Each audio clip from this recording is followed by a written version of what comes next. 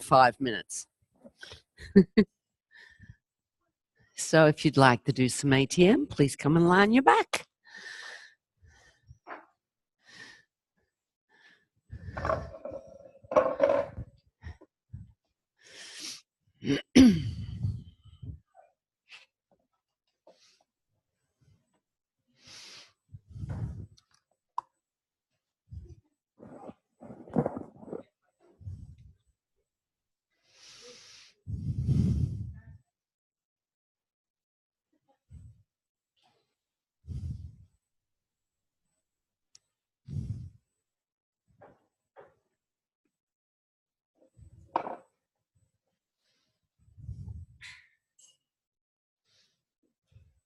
So just take a moment to notice how comfortable are you lying on your back.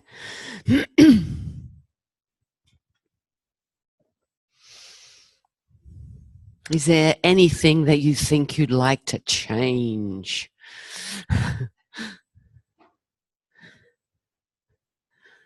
And if there's a place or something in particular that you'd like to change, can you notice if you have a certain attitude towards it? Yes.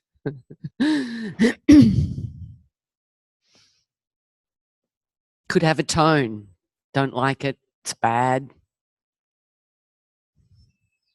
Could be good from a certain perspective also. And could you be okay with it if it didn't change?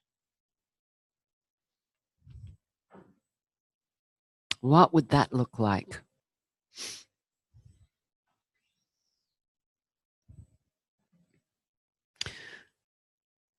And how much difference do you need to sense to know that there's been a shift or a change?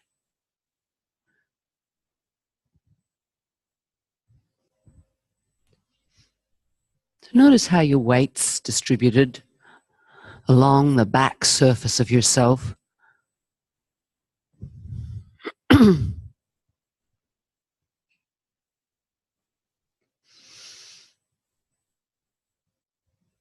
Notice some places that, if you can, that feel heavier.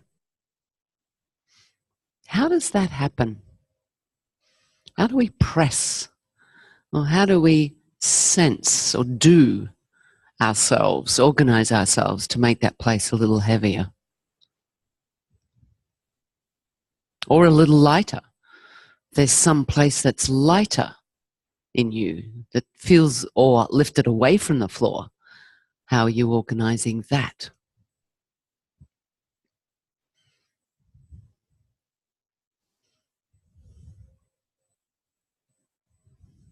And can you find some place in you that feels twice as heavy as another place?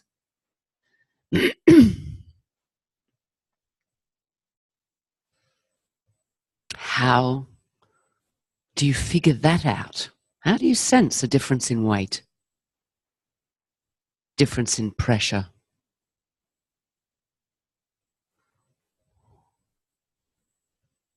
That is something that our nervous system and sensory systems are really good at doing. That we have the capacity to be able to detect that this is different than that. That this is more or less than that. And in the area of life that we function really well in, we usually have a better developed capacity to make distinctions like that.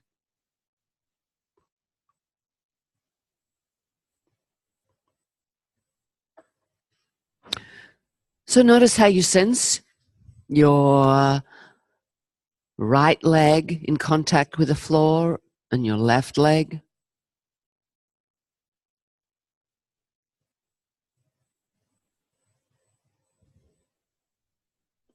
Compare the places where they touch the floor, the area of contact on the back of your heel, the back of your calves.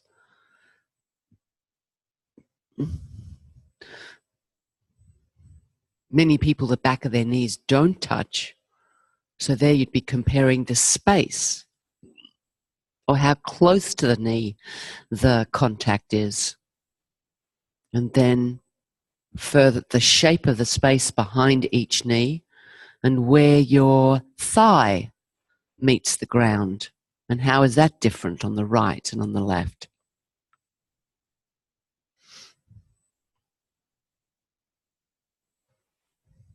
Compare how your arms lie. Two sides of your back. Is there any shadow or trace of the ATMs that we did this morning? Either one.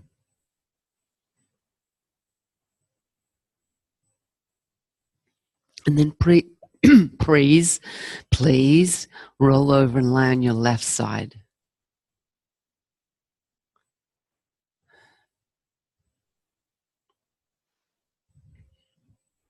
Lie in the same sort of configuration as we were this morning. So your hips aren't quite at a right angle with your torso.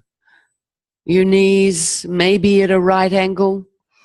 Your feet are heading towards your buttocks, but not too close to your buttocks, not too far away. So that if you were to look at yourself, your knees would be, from the front perspective, your knees would be a little lower than your hip joints, further away from your head than your hip joints, just a little bit, in a place where you feel like you can balance yourself.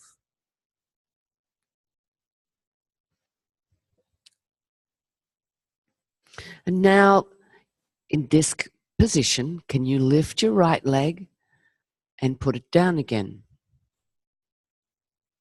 And sense the weight of your leg. So you're lifting the whole right leg, keeping it the same shape, not lifting the knee faster than the foot or the foot faster than the knee. When do you sense the weight of your leg? When you're lifting it or when you're lowering it?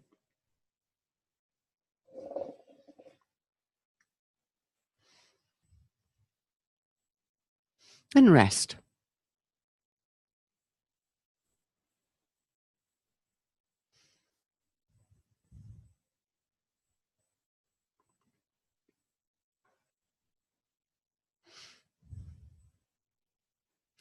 Could you put your right hand over the top of your head and hold on near your left temple, so that your head is resting in the palm of your right hand, or you feel that your right hand is in a place where it could help lift the head. So if your hand is behind your ear, that's not it. If your hand is more near your nose on your left cheek, that's not it.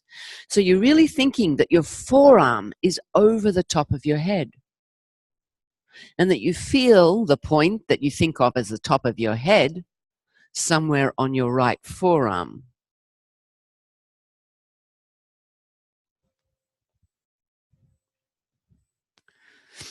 And very gently, slowly, lift your head with the help of your hand and put it down. How heavy does your head feel?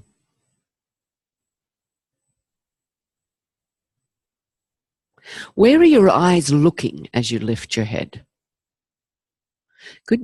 Could you organize yourself so that as you lift your head, your eyes would be looking, if you were standing, your eyes would be looking, your face would be oriented to the horizon.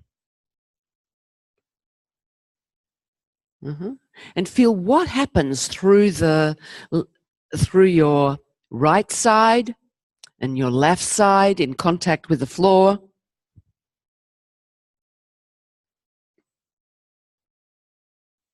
And now, so you pause a moment, keep your hand there.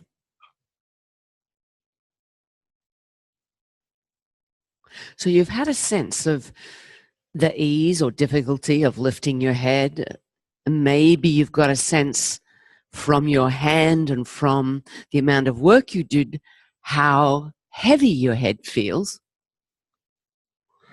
So now lift your head and at the same time lift your right leg. So at the same time means not one after the other.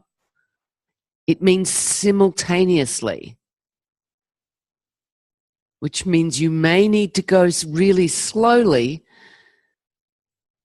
to identify whether you're lifting one before the other. And notice, does that influence how you lift your head?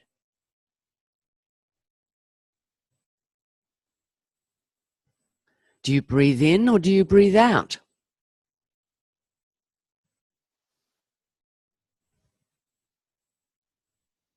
Okay.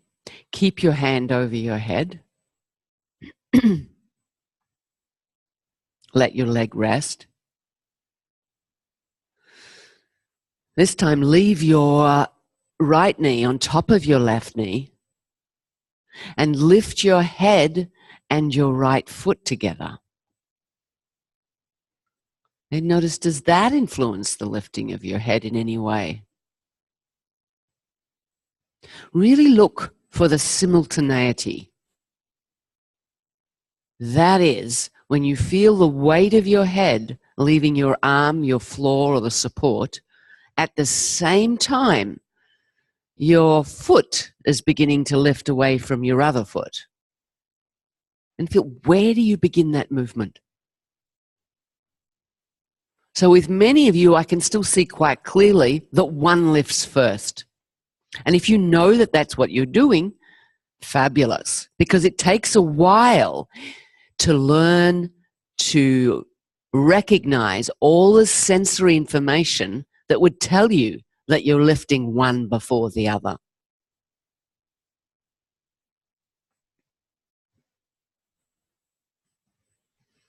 Okay. Let it go. Rest on your back for a minute.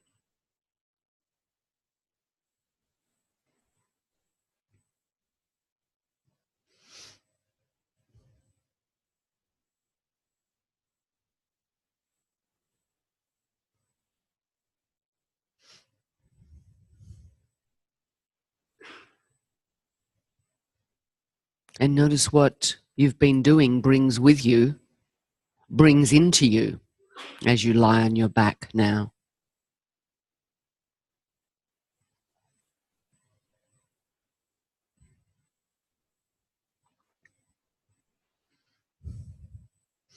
Please roll back onto your left side.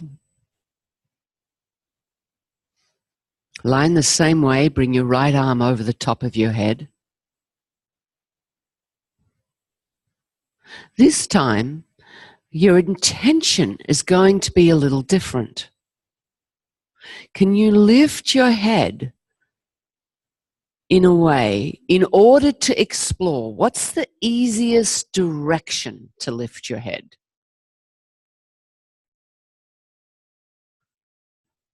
So that doesn't mean lift and move it forwards, backwards, whatever. It means, because then you're muddying the sensations. Then you could say, well, you might be saying, oh, there's only one way to lift my head. It's up. It's away from the floor. But away from the floor has many directions or vectors in it. Your head might turn a little as it lifts. Which way would it turn? Would it turn towards the ceiling? And the idea is to do it in a way that you can distinguish one between the other in your breathing, in the sense of the weight of your head, in the sense of the ease or the smoothness of the movement, of your movement.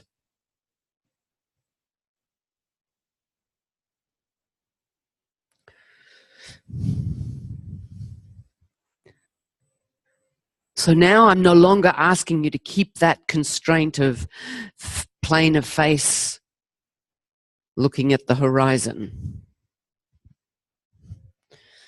So really, your hand needs to be over the top of your head. Yes, I was doing that. You were?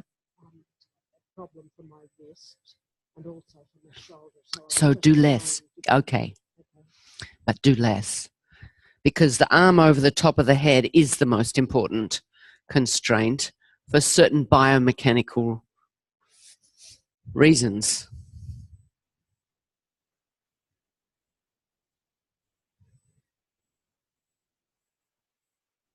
Okay, take your hand away and rest your head for a moment. Now, if your neck is hanging, meaning your head is lower than the line of your spine, it's great. If you really feel comfortable like that, fabulous. But otherwise, you may want to start with a little bit of support under it. So now you can identify where your right shoulder is relative to your right ear. Lift your head this time without the help of your hand, as if you wanted to direct your right ear towards your right shoulder. Good luck with the other one. And actually bend your left arm and place it on the side of your neck. Feel the work there on the right side of your neck. So you bend, yes, that's it. And you're lifting your head as though it was lifting directly upwards with no turning or any other movement. So can you feel the work in your neck muscles there? Okay.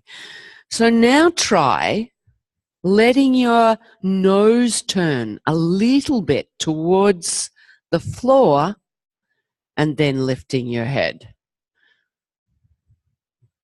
Do you feel, but not taking your head backwards, sideways. So it's let your nose turn towards the floor and then lift your head. Yeah, that one. Okay. And now go back to lifting it straight sideways in that frontal plane. Can you distinguish that either with the sensation under your fingertips or with a sensation of pleasure, comfort, non-pleasure, or ease? Well, if you're not sure, that's okay. Hopefully in the next few days it's going to get clearer. Okay, rest on your back for a moment.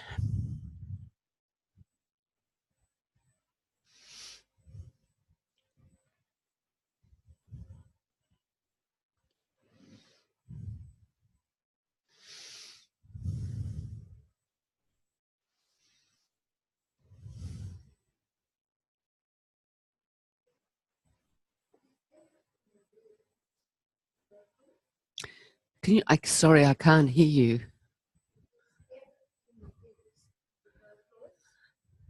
Good question. Is effort in the ribs superfluous?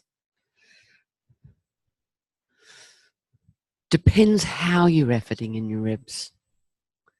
So in actual fact, the major muscles that can effect a change in direction in the head through the spine are between the pelvis and the ribs.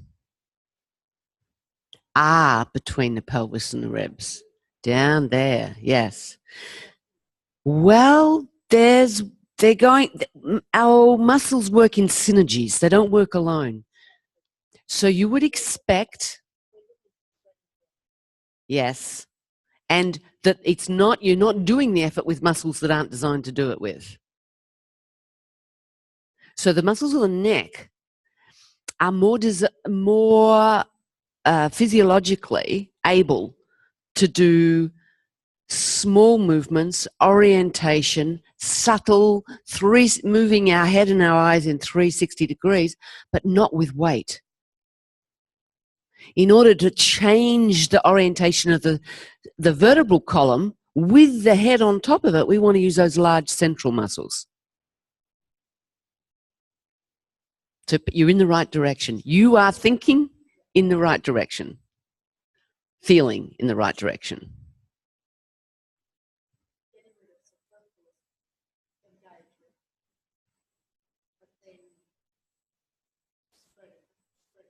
Distributing it, yes, spreading it. Spreading it through your skeleton so that everything that can help, helps, and everything that doesn't and works well, and everything that doesn't need to work, doesn't. Hold your question. Can I ask you to hold your question? To be continued. That's why I want you to hold it. Great questions. Do you need it answered to go on? Or can you hold it? Not sure. Try. If it's still there in the next break, in the next pause, try again. Please roll onto your left side. That's the same side you were on.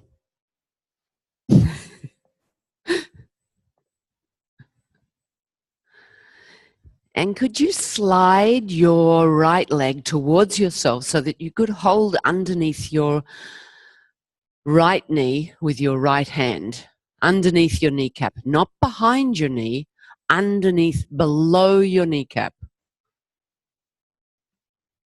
With your right hand, below your kneecap, from the outside. So you can leave your left leg where it was, but bring your right knee closer. So you're not holding behind your lower leg. You're holding below your kneecap, below. Do you know where your kneecap is? Yeah, that's behind. So we're always talking about below relative to ourselves. So it's below the kneecap, is on the front of the lower leg. And in this position, begin to very slowly move your knee a little closer to you and a little away from you. So that would be headward and footward.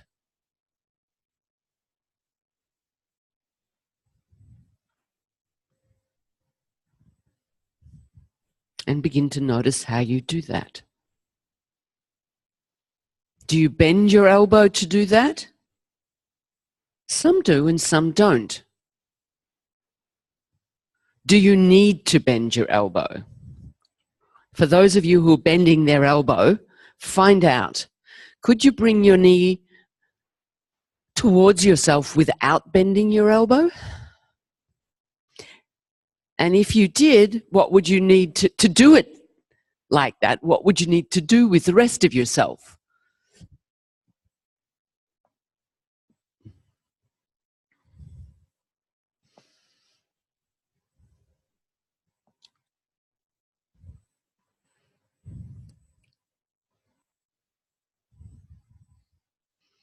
So now keep the distance that you begin with the same between your head and your knee, but you're going to move your head and your knee in the same direction. So your leg comes off the floor, away or off the other leg a little bit, and you move yourself in a way to bring your knee headward, and your head, you keep the same distance, which means your head will need to move where? Your head will need to move backward when your knee comes towards you, and your head will need to move forwards when your knee goes away from you.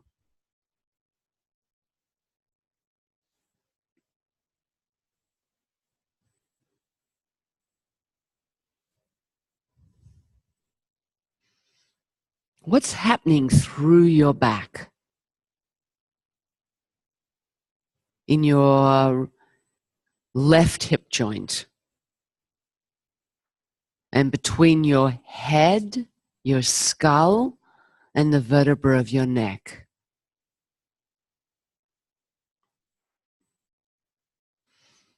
How does the contact with your contact with the floor change?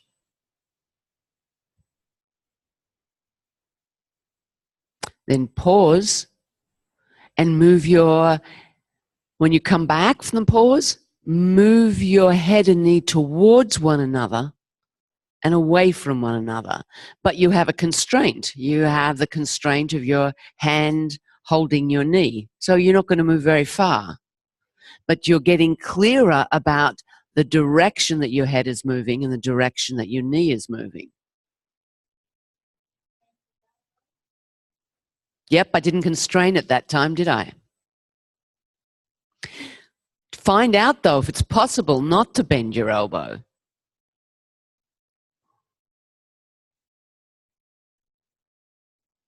It is, but you need to do something through the length of your spine with those 24 vertebrae. Mm-hmm. The little bit. So now we're moving the head and knee towards one another and away from one another. So they're moving in opposite directions, and before they were moving in the same direction as one another.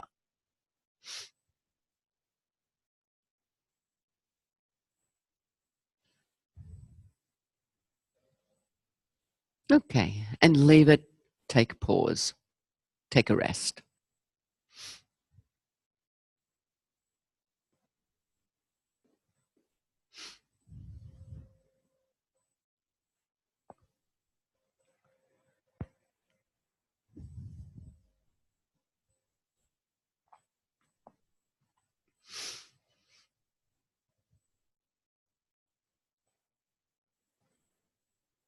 Please come back onto your left side if you're not already there. Take hold of your right knee below the kneecap with your right hand from the outside. Begin to move your knee and your head in the same direction again.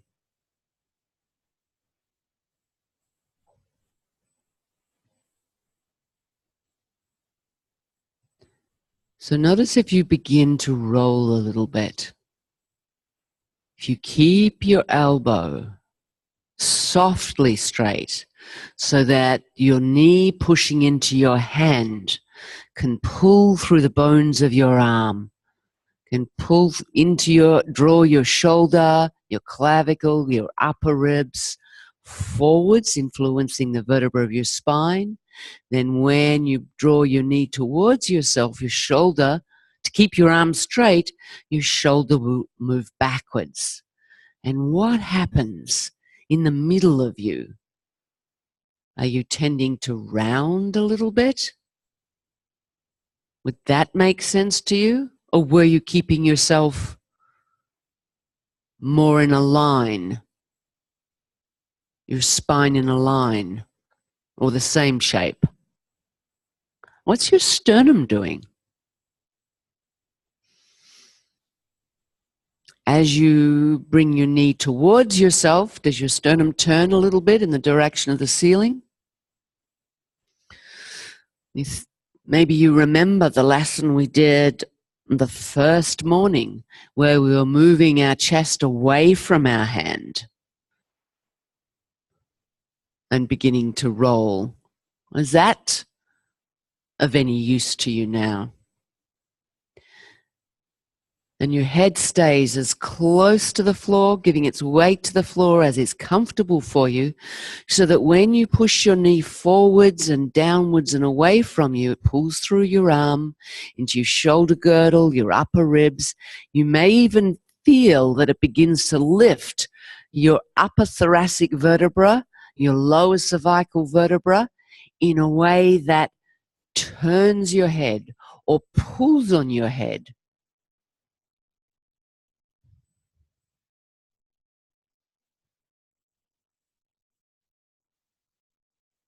Listen to your breathing.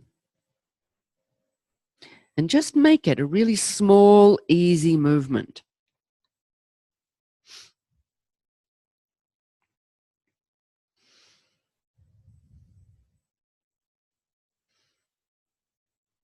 Do you breathe in when you go forwards, or do you breathe out? And which way do you breathe when you move your head, your knee and your head headward?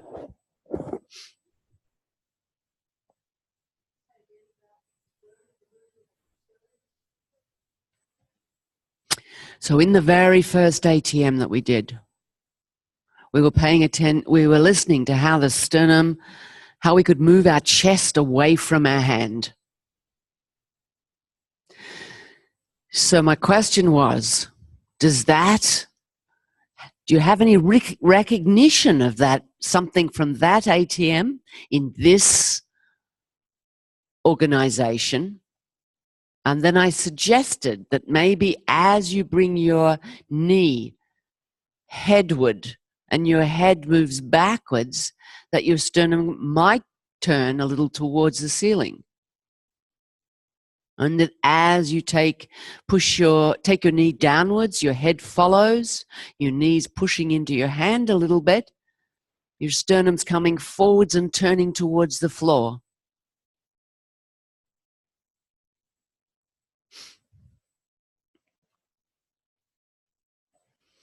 Lie on your back and rest.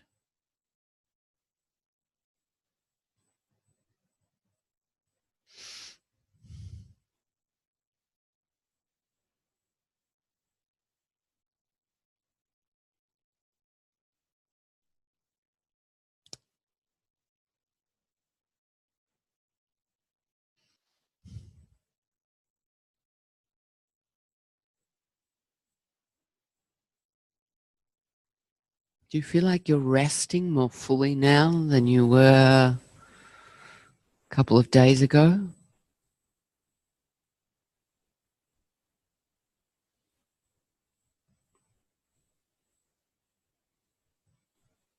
And what's that about?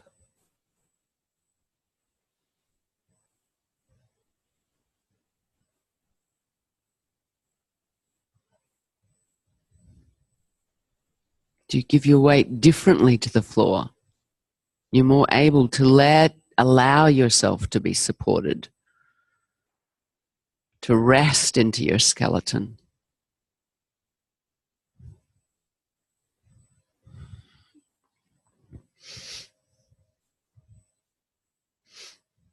Please bend your knees. Could you put your left hand behind your head and bring your right knee over your abdomen and hold below your right kneecap with your right hand? And slowly direct your left elbow to your right knee, just whatever amount feels really easy and allows you to keep breathing. So you lift your head and direct your elbow towards your right knee and your right knee towards your left elbow. Keep them there and begin to roll a little bit. Roll a little to your right and a little to your left. Feel the surface at the back of you that you roll across.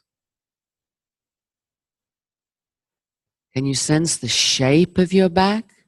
Can your left foot stay standing? So it's just a little bit. Okay. And leave it. Put your head down, your foot down.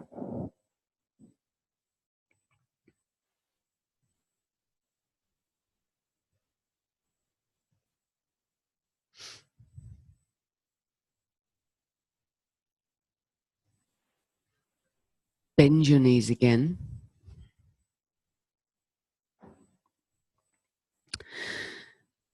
Bring your right knee over your torso. Hold on below your right kneecap with your right hand. Your left hand's on the floor for a moment. And gently begin to move your right leg in a way that the sole of your foot goes towards the floor and come back. So it's in that direction. So you'll feel your knee pushing into your hand and arm then being pulled by that force. So you're listening to what happens in your right shoulder, your shoulder girdle, your shoulder blade, your clavicle, your sternum, your upper ribs as that happens. Are they able to? So how you hold your leg is going to make a difference. So if you're holding below your kneecap with your fingers, you've got to translate it through another joint. So if you hold with your hand, it goes more directly into the bones of your arm rather than there. Your brain knows that that's going to slip.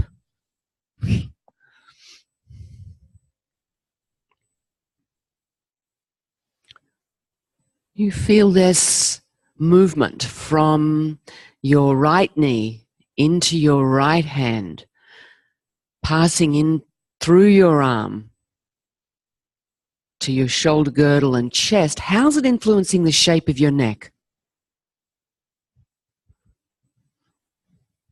Can you sense that your right shoulder blade is being invited to slide around your ribs and come forwards in order for your arm to feel as if it's getting longer, but to actually be able to respond to what you're wanting to do with your right leg? So what comes along for the ride? Can your head hang backward? What would help? Would it help if you try this? Try keeping your chin tucked to your throat and keeping your shoulder blades fixed to the floor. And then push your knee away from you into your hand to take the sole of your foot to the floor, and notice the response that can happen through your skeleton. You can't go very far. Now try something else. Try, as you push your knee into your hand, let your chin come away from your throat. Let your right shoulder, so the shape of your neck changes. The back of your head slides a little bit on the floor. Your right shoulder blade can come forwards around your ribs. Your sternum may even slide downwards. And would it help if you breathed out to slide your sternum downwards or in? So really listen to when the quality of your movement changes. So we're not taking the foot sideways because that's easy. We're looking to use this as a means for learning and reorganization. So the hand is under the kneecap, and then it's more or less there. Don't. You're not being asked to. You're being asked to feel what's happening through yourself. It's not the end game that's the really important. And if you feel what's happening through yourself, you'll find that in a few more lessons, you'll achieve it really easily. Really. So go slowly and listen to what's happening through yourself.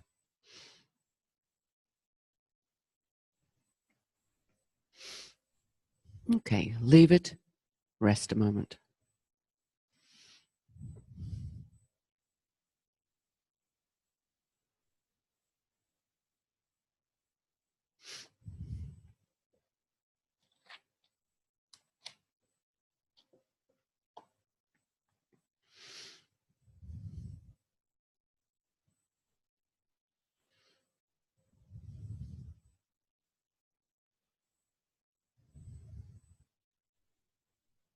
Come back to the same configuration.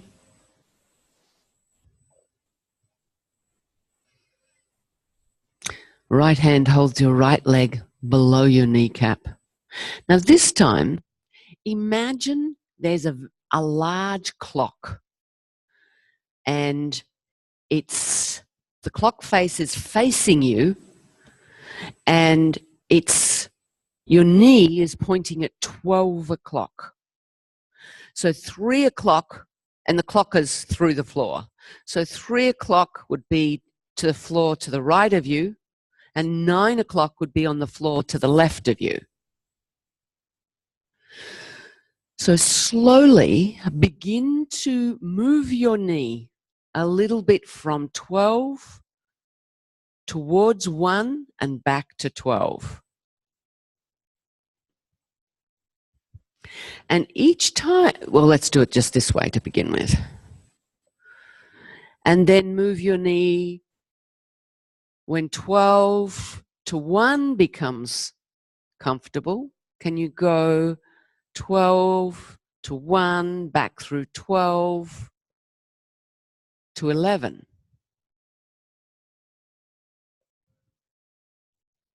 And you could do this with your left leg long. It'd be really, if you were up for it.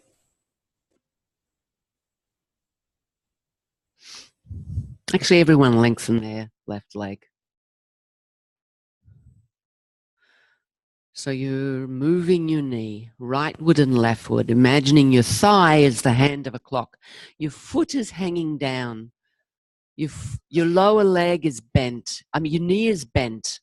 Your foot is near your buttock, and your right hand is below your kneecap, and your left leg is long. Long means the back of your leg is touching the floor.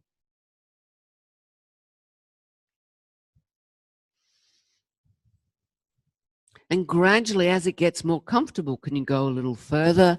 So maybe move a little bit towards 2 o'clock, and then back to 1 o'clock, and then back through 12, and across to 11. And can your head be free so that your chin is not, your head can respond to whatever is going to assist this movement of your leg. So if you keep your head and neck in a fixed relationship, either with the chin, your neck lengthened and your chin close to your throat, or your chin forward and your neck arched and your head pressing on the floor, there's going to be moments where that particular organization actually interferes with something happening somewhere else in you. Can you gradually go to 3, towards 3 to the right, and towards 9 to the left?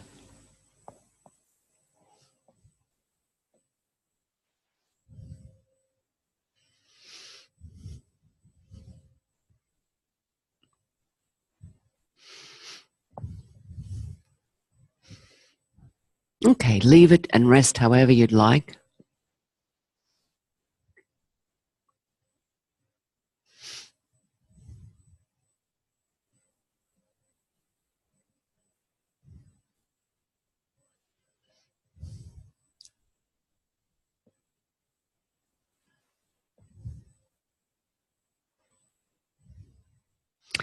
Please come back. This time, try it with your left leg bent, holding your right knee below the kneecap. But as you move your knee through these hours on your clock, each minute or each few minutes that you pass through, lengthen your leg downwards as if your sole of your foot, your right one, is going to head towards the floor. So that means your knee will push downwards into your hand at 12 o'clock and come back. And then you might move to 3 minutes past 12 and you move your knee downward, sole of your foot towards the floor, and then come back. And you could do a few movements at each part of, on the clock? Minutes, 5 minutes?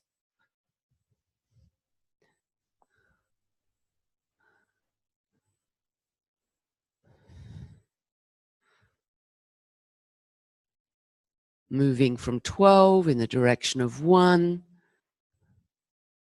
direction of 12 in the direction of 11.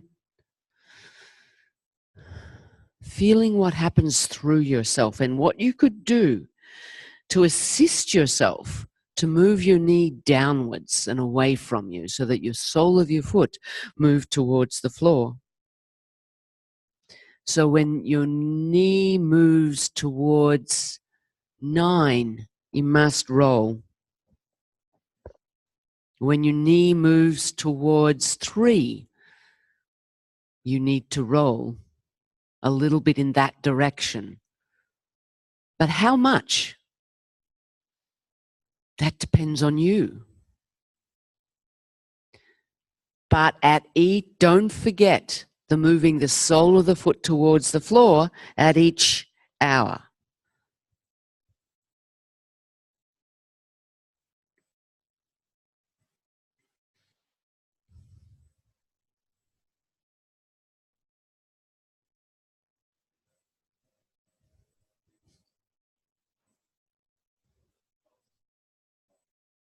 The foot is heading towards the floor.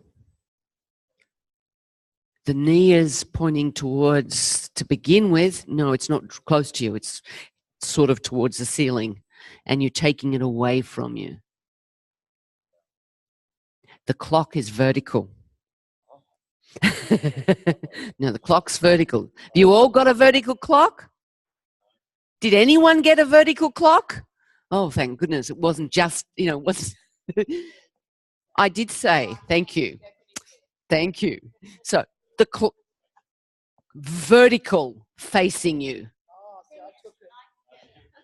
Okay. Yes. So I said it's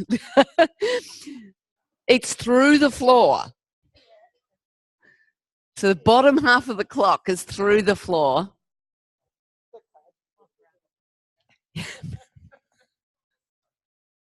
Yes. Yes. So you could imagine the clock's at the bottom of your mat, but half of it's underneath your mat. You were? No, we're not trying to get to 6. We're only trying to do 3 till 9. Yes. Yeah. And I also did mention that 9 was on the floor to the left and 3 was on the floor to the right. But, it's fascinating because our sense of direction, our sense of space is so learned with different parts of ourselves, with different contexts, that it's really easy to get confused or to lose the orientation. And you think, oh, wow, isn't that exciting? I had no idea. I didn't find that. Or how was it that I put the clock there from the instructions? I think that, to me, that fascinates me.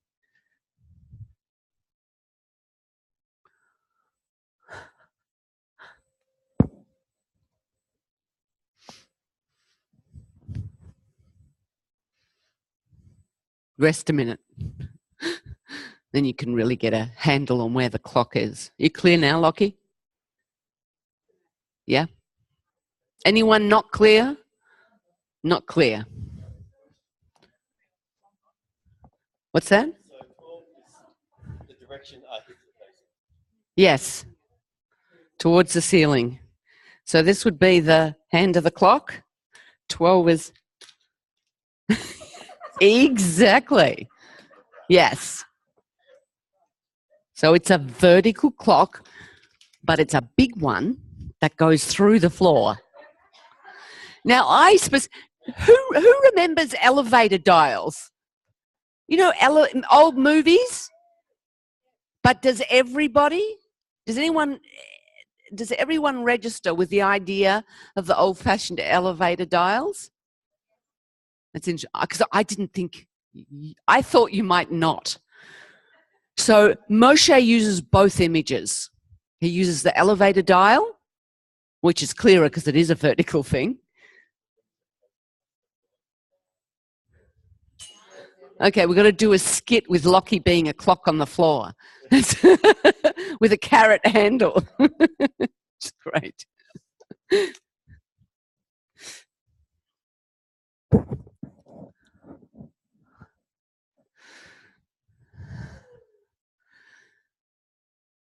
Okay.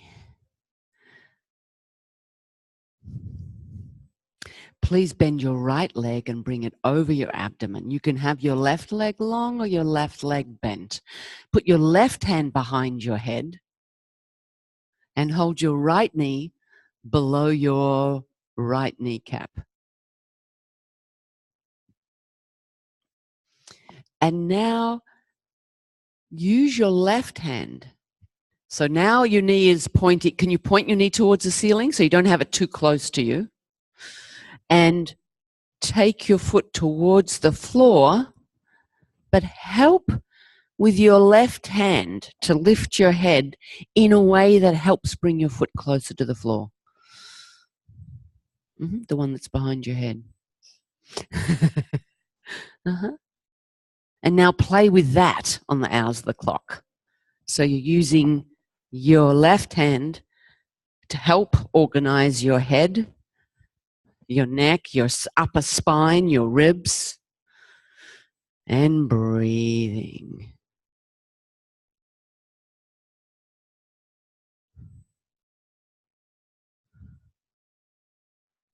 That's nice. How smooth can the hand of your clock be?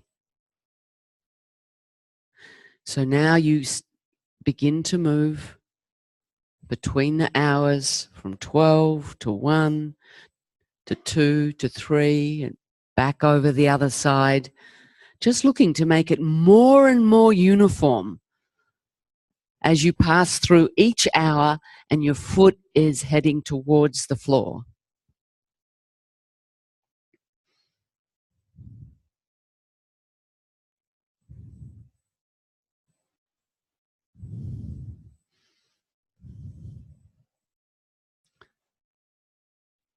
Another common learning difficulty is that our attention gets caught in a particular place and we have one aspect of the instructional variation clear, but we forget to coordinate the whole pattern.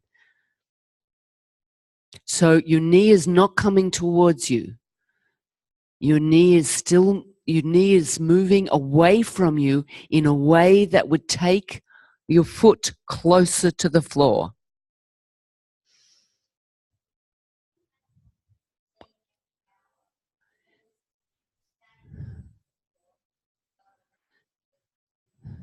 So now more that way.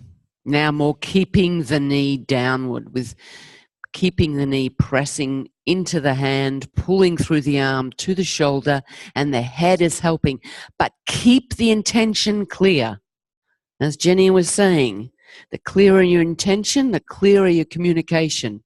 So the clearer your intention here, the clearer your neurological communication will be. It's the same thing. And try it if you've been doing it the whole time with your left leg long, bend your left leg up.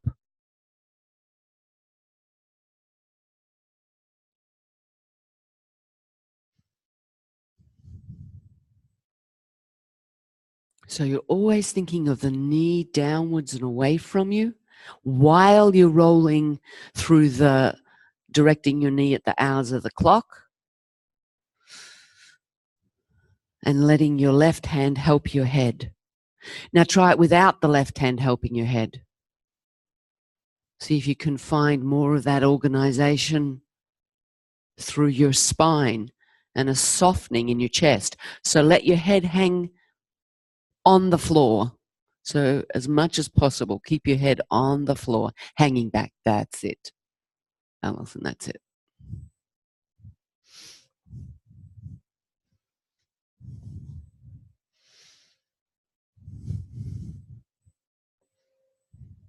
So when you roll towards 3, what happens in your neck and your head?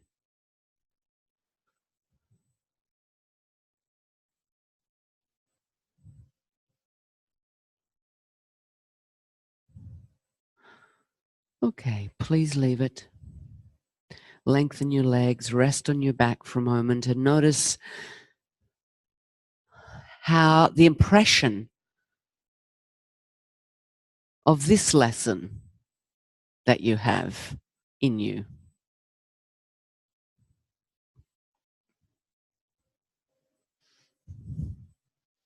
And how do you feel about doing different things on the 2 different sides?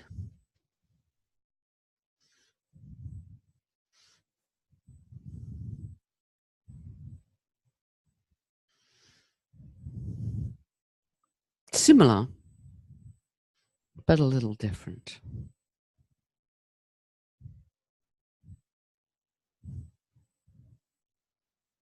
Compare how your left side lies, how your right side lies. The length of your right leg, the length of your left leg. The contact of the 2 sides of your back, your shoulders, sense of your spine, the length of your spine.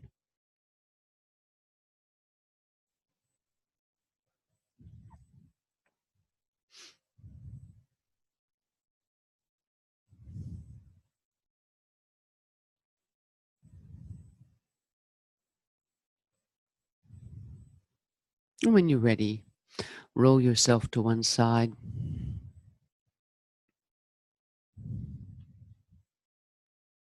Slowly bring yourself up to standing.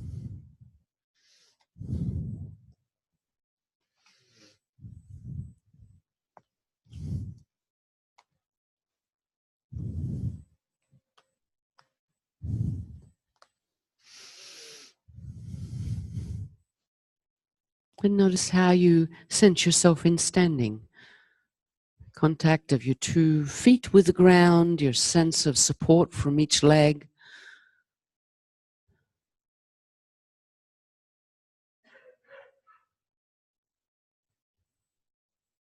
And then walk around.